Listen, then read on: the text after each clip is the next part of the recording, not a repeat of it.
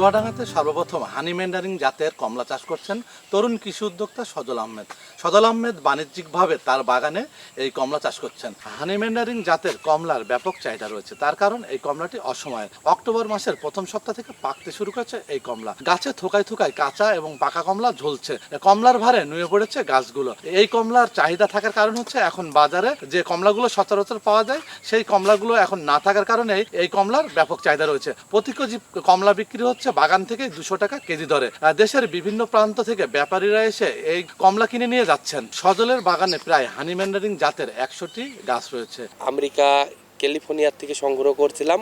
এটা 2 বছর 1 মাস বয়স। গাছে প্রচুর পরিমাণে বিয়ারিং আর প্রচুর পরিমাণে ফলন।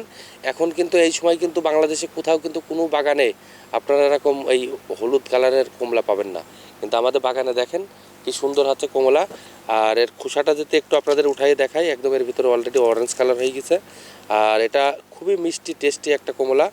এটা আপনার বাণিজ্যিক ভ্যারাইটি। এটা আপনারা বাণিজ্যিকভাবে চাষি ভাইরা যে কোনো মাটিতে যে কোনো জায়গাতেই চাষ করতে পারে। আর এটা প্রচুর পরিমাণে হচ্ছে মিষ্টি হয়, রসালো একটা কমলা। এই গাছগুলোতে কাঁচা পাকা কমলা থোকায় থোকায় ঝলছে।